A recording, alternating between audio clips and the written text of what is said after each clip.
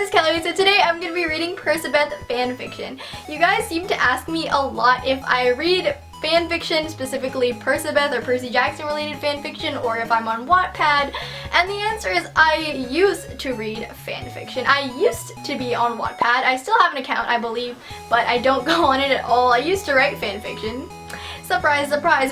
Today I'm going to be reading some Percabeth fanfiction with you guys. This is going to be fun. I haven't read a fanfic in so long. I will link below where I found these fanfics from so you guys can like read along with me or whatever. I will also put in timestamps. I will be reading 2 fanfics, so if you guys want to skip. The first one is called Flirts and the second one is called Sleep. Annabeth's point of view. My relationship with Percy has been going great. Bolded. He's the best boyfriend ever. The only thing that always gets me twitching with anger was his good looks! Exclamation point. Why did he have to be so bolded handsome? I mean, everywhere we are, someone is always checking him out. Okay, maybe in that case it makes me feel lucky, but still. The worst ones are when someone comes and flirts with him when I'm right there. Flashback. Asterisk. Sitting under a tree together after a long jog, parentheses, Percy in shorts and shirtless, and I was wearing a yoga bra and shorty shorts, more parentheses, for him. Okay, Annabeth. I saw her even before she came over. She was around our age, 17 to 18, and her brown hair had blonde highlights and was in a neat high ponytail. She'd been checking him out from the moment we sat down. From afar, she didn't seem like much to me, so I dismissed her. Damn. After a while, I noticed she switched her glance on me. It felt as if she were scanning me to see if I were competition. Now, I started to worry. For about 5 minutes, she did this, and when she stopped, I thought maybe she thought she couldn't compete with me. I was so utterly wrong. As she walked over, I realized how beautiful she was. No, not beautiful. This is what a boy called hot. All capital letters bolded. Her face was perfect, not a single flaw.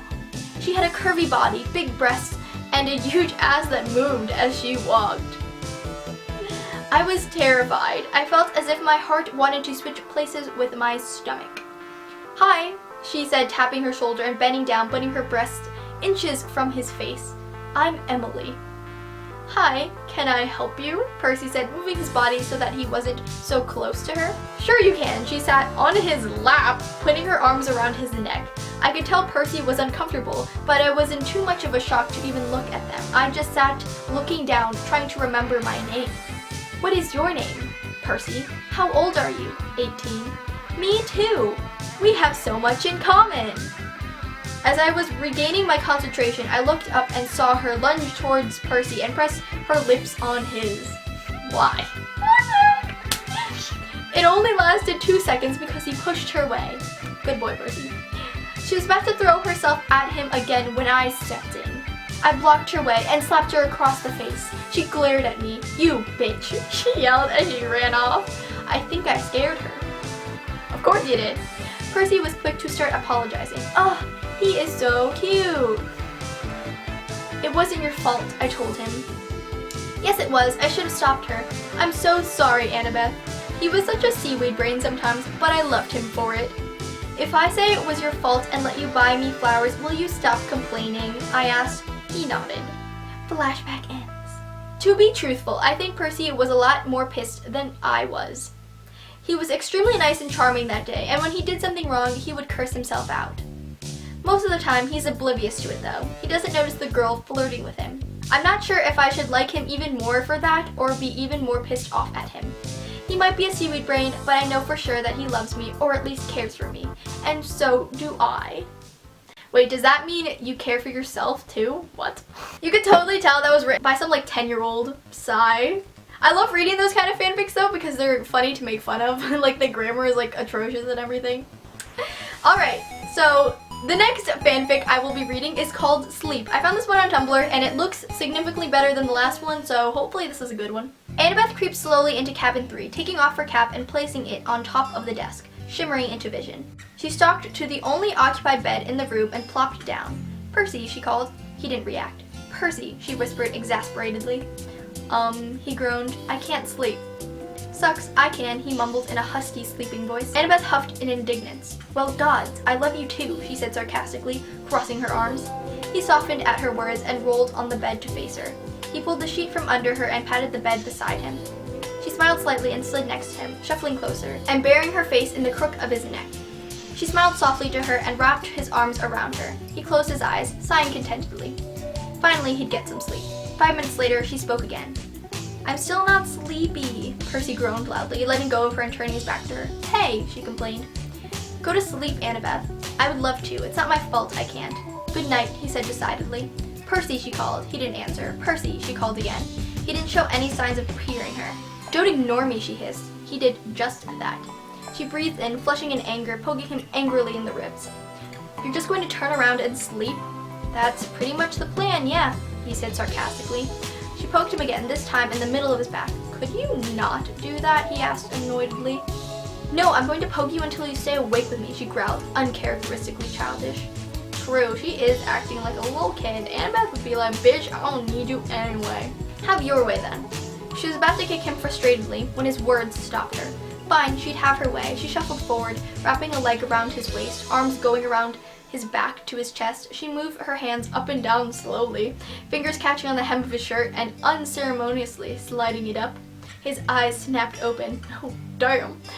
"Annabeth, what are you doing?" "Nothing," she said in a light, innocent tone, kissing his shoulder. He narrowed his eyes at her. "Wait a second," he started. She cut him off, leaning up and kissing him. She felt him relax and kiss back. She took advantage of his distraction to pull him on his back and slide on top of him. "Is this Percabeth's sexy times?" He broke the kiss. "You're trying to keep me awake, aren't you?" She leaned down to kiss his jawline. "I'm not tired." "I knew it," he huffed. She started kissing up to his jaw, to his ear, nibbling it slightly, then trailed kisses down his neck. He shivered. "Tire me out," she said against his skin.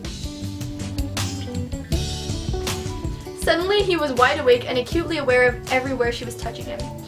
Her lips on his neck, her hair brushing his face, her legs wrapped around him as she straddled him. "Oh." He groaned when she purposely wiggled on top of him, rocking her hips against his. He turned to her with a defeated look, eyes heavy-lidded but far from sleepy. "I hate you," she grinned deviously at him, brushing her lips against his. "In love and war, honey," she said sarcastically. "The funny thing is, they kind of blur when it's you," he mumbled, putting his hands on her hips. "That's a good line." "You're so easily riled up," she teased. He suddenly flipped them over and his fingers slid down her leg to brush a particular spot that made her breath catch in her throat. "Oh, Percy!" "Look who's talking," he grinned at her. "Well," she started, but he cut off by smashing his lips to hers. There wasn't much talking after that. And there certainly wasn't any sleep. Well, damn. So I'm guessing that was like a Percabeth makeout session, but definitely the better of the two that I've read. Not because it had sexual implications, but because it was better written and probably written by someone who had like 6th grade grammar, 7th grade English. Who knows? I hope you guys enjoyed me reading Percabeth fanfiction. If you guys want me to read more Percabeth fanfiction in the future, because I had a lot of fun, leave down below some short Percabeth fanfiction that I could read on camera so we can all enjoy Percabeth fanfiction. I think it's just so much fun. Fanfiction is just so much fun. But thank you guys so much for watching this video. I hope you enjoyed some Percabeth fanfics with me, and I will see you in my next video. Bye!